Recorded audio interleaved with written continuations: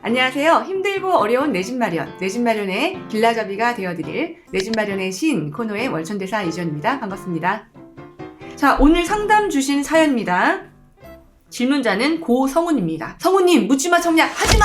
자, 라는 주제로 오늘 이제 풀어보도록 하겠습니다. 유튜브 구독자인 30대 초반 청년입니다.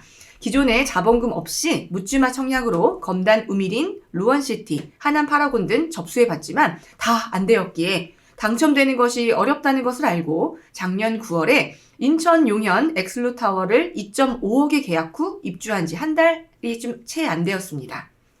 나름 직장과의 거리와 매수 가능 금액 및 대출금을 따져보고 이곳에 처음 내 집 마련을 했고, 개인적인 계획으로는 2, 3년 거주 후 갈아타기 할 생각으로 2020년 분양 공고가 나오는 대로 다 접수해 보려고 했습니다.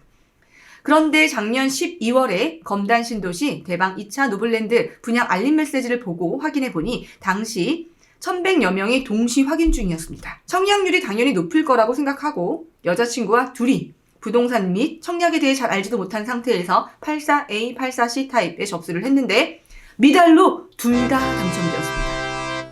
야, 이거 어떡하냐. 네, 생각지도 못한 당첨에 포기를 하는 것이 맞는지 아니면 그냥 계약하는 것이 맞는지 너무 고민이 돼서 이렇게 질문을 드립니다. 라고 말씀하셨고요. 이번에 청약을 포기하게 되면 8호 제곱미터 이하 수도권의 5년 혹은 그 외 지역의 3년간 재당첨 제한으로 알고 있습니다. 자, 여자친구와 둘 다 청약을 포기하고 합쳐서 대략 4, 5억 원 정도의 수도권 서울 아파트를 매수하는 게 맞을 건지 고민됩니다.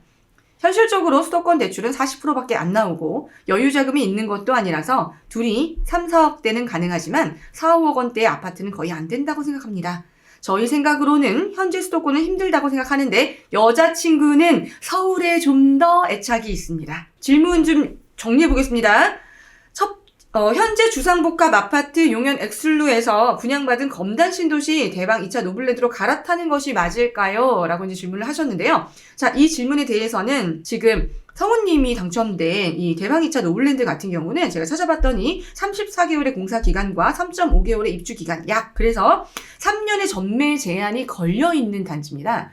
그렇기 때문에 지금 계약을 하게 되면 두 채를 계약하게 되면서 여자친구와 성우님 두 채를 전부 다 전매 제한 3년 동안 가져가셔야 되고요. 그 다음에 그 3년 됐을 때 입주가 같은 단지에 동시된 거기 때문에 입주를 같이 해야 돼요. 근데 이때 지금 아시다시피 검단의 근래에 분양이 많았잖아요. 입주도 많아질 거기 때문에 입주 시기에 당연히 전세금이 높지 않을 거예요. 그죠? 낮은 전세금이라고 하는 것은 하나는 들어가 살더라도 하나는 세를 줘야 되기 때문에 그러면 잔금 치르고 나서 또 다주택자시기 때문에 둘 다 대출은 안 나오실 거잖아요. 그런 상태에서 만약에 이제 입주를 하시게 되면 전세금에 대한 문제가 해결이 안 될 수가 있죠. 전세금 매우 낮을 테니까. 이런 자금 관리를 어떻게 하실지가 좀 중요하고요. 여자친구와 성우님이 각각의 독립된 세대이기 때문에 상관이 없겠지만 이게 지금 3년 뒤이기 때문에 3년 뒤에 합치셔서 아이라도 생기거나 그러면 혼인신고를 하실 텐데 그럼 같은 세대가 되신단 말이에요. 그러면 이제 다주택자가 되는 상황이기 때문에 이제 그런 대출, 잔금 여력 이런 것들이 지금 걱정이 되는 상황이 되는 거죠. 지금 현재 분양가는 84 같은 경우에 낮지는 않게 분양이 되었거든요. 근데 검단 신도시 같은 경우도 저도 검단 신도시를 투자로만 오롯이 보시는 분들한테는 좀 주의하실 필요가 있겠다. 자금이 특히나 빠듯하신 분들한테 말씀드리는데 인천에 거주하고 있는 인천 구도심에 거주하고 있는 분들한테는 루원시티 같은 경우는 요즘에 인기가 굉장히 많습니다. 그래서 분양 당첨되기가 매우 어렵죠. 그래서 청약통장이 가점이 낮으신 분들 같은 경우는 그래도 경쟁이 치열하지 않은 검단 신도시에 내 집 마련을 할 것을 저는 좀 추천을 하고 있는데요. 자, 결론 내리겠습니다. 근데 지금 이제 두 채가 됐기 때문에 비용이 많이 여유가 있는 세대가 아니라서 네, 거기는 지금 성우님과 여자친구의 임금 수준이 또 달려 있습니다. 그 사이에 지금 3년이라는 기간 동안 얼마나 많은 그 자본이 더 축적이 돼서 저축을 하느냐, 연봉 수준에 따라서 이거 두 채를 다 끌고 갈 수 있을 것이냐, 없을 것이냐에 대한 문제가 결정이 되는데 일단은 지금 재테크를 처음 하는 입장에서는 계란을 한 바구니에 담으면 안 돼요. 일단 주상복합도 인천이죠. 검단 지금 두 채도 인천이죠. 인천이면 세 채를 소유를 하시는 거잖아요. 조금 투자 포트폴리오를 분산 투자하는 것도 어떨까라고 저는 생각을 해서 두 개 당첨된 것 중에 좀 더 좋은 평형과 아니면 동호수 배치를 보셔서 더 좋은 쪽에 있는 것을 한 개만 가져가시고 하나는 조금 아쉬운 듯이 포기하시는 것도 괜찮을 것 같고요. 자, 이제 두 번째에 대한 이야기입니다. 자, 여자친구와 둘 다 청약 포기를 하고 수도권 아파트 3억에서 5억 원대를 매수하는 건 맞을 것인지 아니면 수도권에 매수할 만한 지역도 궁금합니다 라고 하셨는데, 일단은 인천에 지금 한 채가 이미 있는 상태시니까 여자친구분이 이제 결혼하실 예비 신부께서 서울에 있는 집을 좀 마련하고 싶다라고 했으면 지금은 조금 집을 미리 서울에 사두는 것도 나쁘지 않을 것 같습니다. 그러면은 20년에는 조금 물량이 그냥 중간 정도 되고요. 21년에 서울에 정말 입주 물량이 없어요. 그 21년에 약간 시세 차익을 볼 수 있기 때문에 그런 점들도 좀 노려보시면 될 것 같고요. 고민의 결정은 우리 고성우님 몫입니다. 여자친구분과 함께 이제 행복한 결혼 준비도 하시고요. 이렇게 결혼하시기도 전에 30대 초반에 이렇게 그 재테크를 하시니 참 보기 좋네요. 30대에 공부를 열심히 하시면 40대를 이제 통과를 하시고 50대에는 정말 경제적 자유 찾으실 수 있을 것 같습니다. 자, 젊을 때 재테크 시작하신 성우님 정말 응원 드리고 싶고요. 현명한 판단 남기셔서 어떤 결론 내리셨는지 저희한테 꼭 피드백 주시기 바랍니다. 그 청약에 대한 묻지만 청약하지마 라는 주제를 가지고 미니 특강 좀 한번 해보고자 합니다. 이제 그 부분 연결해서 가도록 하겠습니다. 이렇게 어렵다 보니까 묻지마 청약을 시도하는 분들도 굉장히 많아요. 청약 그냥 해. 이번에 단지 좋아. 아니면 막 톡방에 들어가는데 막 되게 뜨거워요. 그러면 막 해야 될 것 같잖아요.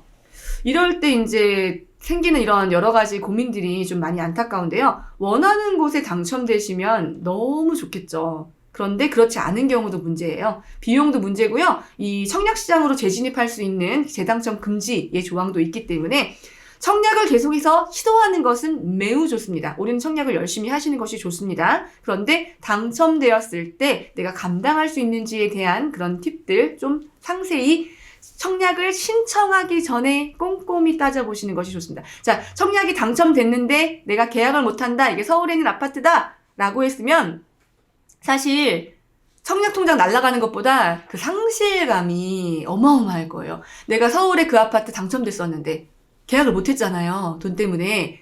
그럼 나중에 시세가 많이 올라가게 되면 지금도 이미 시세 차이 있잖아요. 아시다시피 막 5억에서 막 강남권 같은 경우는 거의 7, 8억씩. 그럼 그게 사이버머니를 잃어버린 것 같은 그 공허함과 허탈함에 사실 당첨된 로또 분실된 것 같은 느낌일 거 아니에요. 그래서 지금 이런 마음도 잡으셔야 되기 때문에 조금 주의하실 필요가 있겠다. 일단 청약하고자 하는 이 아파트가 나는 실거주도 가능한 단지인지 아니면 오롯이 새 아파트 분양받아서 투자로 볼 것인지를 결정을 하고 분양을 들어가시는 것이 좋습니다. 자, 커트라인 체크 저랑 같이 했죠? 그래도 커트라인이 55점 이상 정도 거의 60점에 육박해야 서울에 있는 주요 단지 시세 차익이 많이 나는 곳들은 당첨될 수 있겠구나라는 생각을 좀 갖고 계시고요.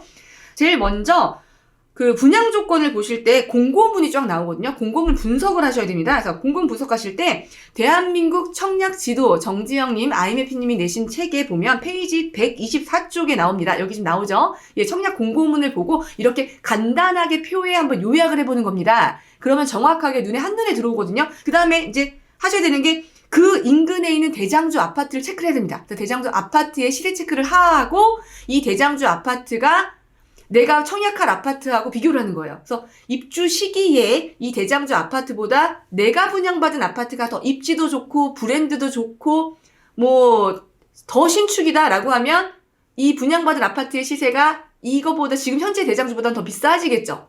마진이 나오는 거죠. 지금은 그거 아니더라도 워낙 싸니까.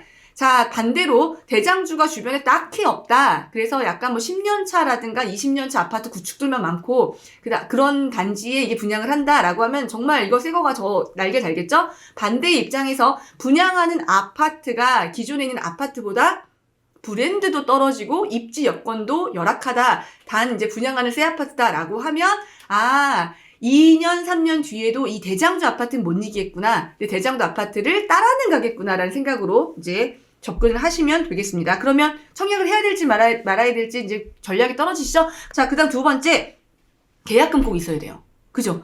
계약금만큼은 초기에 준비가 마련이 되어 있어야 되고요. 9억 이상이냐 아니냐에 따라서 이제 중도금 문제 발생합니다. 중도금이 잔압을 해야 되는 경우는 중도금 마련 방안까지 얼마큼의 돈이 들어가는지도 계획을 하셔야 되고요.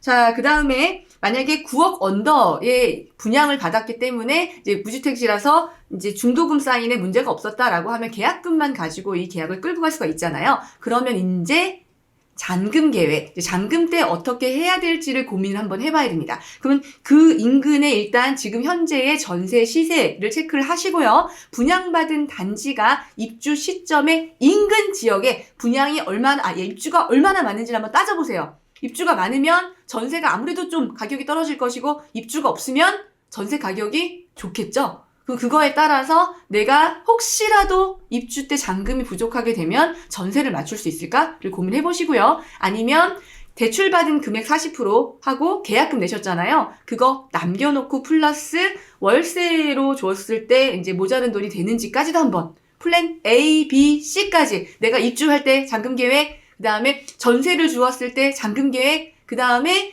대출, 선대출이라고 하거든요. 선대출 하고, 그 다음에 플러스 이제 나머지 월세를 하거나 반전세를 하거나 했을 때 이거를 잔금까지 끌고 갈 수 있을지, 왜냐면 전매 제한이 있기 때문에 이런 것들까지 플랜 A, B, C로 자금 계획 정확하게 한번 해보신 다음, 만약에 비조정의 지금 분양권 때문에 청약을 하시거나 아무래도 이제 자녀 세대 줍줍을 하신다라고 할 때 한 가지 고려할 사항은 전매 기간 체크해 보시고요. 그 다음 이것을 중도금을 사용하게 되면 나는 지금 자금 여력상 비조정에만 해야 된다 라고 결정이 되는지, 아니면 아직 자금이 남아있기 때문에 나는 조금 더 노력을 해서 살 수 있는 돈이 있는 상태에서 비조정을 덜컥 하시면 조정지역에 대출이 안 나와서 아예 못 사잖아요. 그러지 않도록 약간 그런 본인의 상황을 좀 파악하시는 것이 좋겠다. 약간 미리 청약하기 전에, 그러니까 분양공고문 분석하기, 그 다음에 대장주 파악하기, 그래서 시세 차익 분석하기, 그 다음에 잔금 계획 따져보기, 플랜 A, B, C까지 이런 것들은 염두를 하시고, 그 다음 또 비조정에 청약을 할 것이면 내가 조정에 아파트를 살 계획이 있는지 없는지까지 따져보는 이런 전략까지는 꼭 필요할 것 같습니다. 자, 여러분 묻지마 청약 하시지 마시고요. 공부하는 청약 꼭 하시기 바랍니다. 시중에 정말 좋은 청약책들이 많이 나와 있고요. 아니면 이렇게 유튜브에서도 청약 강사님들이 나와서 하는 그런 프로그램 한번 돌려서 보셔도 도움이 될 것 같고요. 아니면 청약 특강 내지는 청약 정규 수업 등을 통해서도 도움 많이 받으시길 바랍니다. 저는 여기까지 제안을 드리고 싶습니다. 정보의 홍수 속에서 살고 계십니다. 그 정보의 홍수 속에서 알찬 정보와 나만의 확신을 갖는 것 매우 중요합니다. 오늘도 컨텐츠가 마음에 드셨다면 좋아요와 구독 많이 눌러주시고요. 자, 내 집 마련의 시는요, 이렇게 여러분들의 사연을 통해서 해결을 하고 있는데요. 자, 여기 이메일 창을 통해서 사연들 자세하고 정확하게 남겨주시면 저희가 다른 분들과 공감을 얻을 수 있는 그런 내용이다 라고 생각됐을 때 저희가 뽑아서 사연을 방송해 드리도록 하겠습니다. 일단 내 집 마련을 필요하신 분들, 지금 너무 부동산 지식이 없어서 답답하고 어려우신 분들 사연 많이 기다리고 있습니다. 자, 오늘도 직방TV 내 집 마련의 신코너 같이 해주셔서 감사합니다. 고맙습니다.